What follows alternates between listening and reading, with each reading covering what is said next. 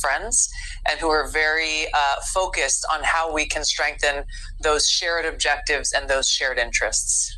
Just today, Tulsi Gabbard said that Putin and Trump are, quote, very good friends. Now, what you heard there was Stephanie Rule, the host of MSNBC's show, The 11th Hour.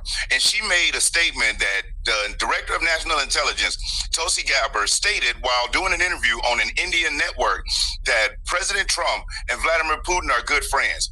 There's only one problem with what Stephanie Rule said, and that is it is a complete lie and a total fabrication.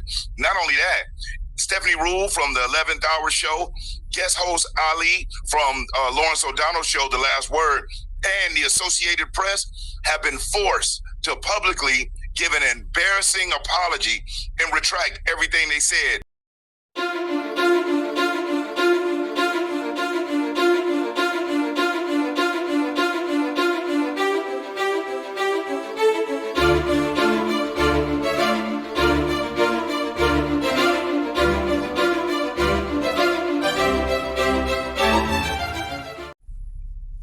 Brian Maxwell, my brother, I totally agree with you. When these news stations, CNN, MSNBC, CBS, ABC, Fox News, whenever they get a story wrong, they should come back on camera, live, and apologize. I mean, people get stories wrong, and when they get them wrong, they have to. If they are credible journalists, credible news stations, then you're gonna come back on, and whoever got it wrong is going to have to get back on live camera and apologize and make sure everybody understands that they got the story wrong. There. Please give him some space. And I am sure, but we're live on television right now. I have an officer saying that no one was shot. Nobody was shot. How are you sure about that? Because we have no shooting victim right now. So there's no gunshot wounds. There's no gunshot wounds reported at this time, no. Okay. Why do witnesses say there was a gunshot wound? I think it was just a misperception in the community that stemmed out. So, and we will have our PIO piece, talk to you guys and brief you in 1 second. I just want to make sure the community understands because they're upset that nobody was shot. Okay? Are you worried about how big this crowd's getting? Stop it. No, we're not. We're fine right now. For that to be on TV, sorry. Thanks, I just mean, come on back to set now. It sounds to me like what's happened is we screwed up. What it sounds like. I can tell you one thing. Mike Tobin would never. I've been through this.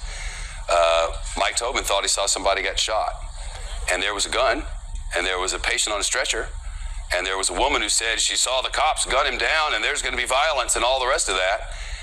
And what we have is nothing. And the truth is, according to police, there is no gunshot victim. The person who fell in the street there is being taken to hospital because the person, I assume, went down on the street after dropping the weapon. These are not normal environs to most people.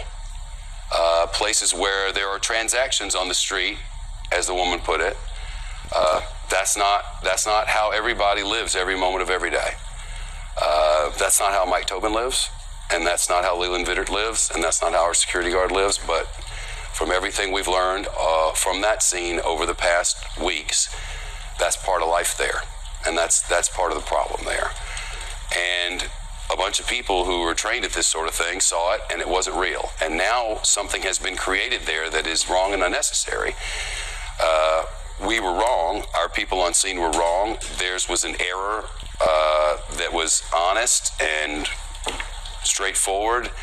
And our duty as journalists is not to make mistakes.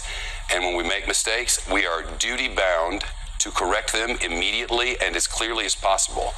So I'm now in correction mode, and we apparently were wrong. Unless there's new information that comes forward, all the information now points to there was a guy running down the street. Guy had a gun, according to police.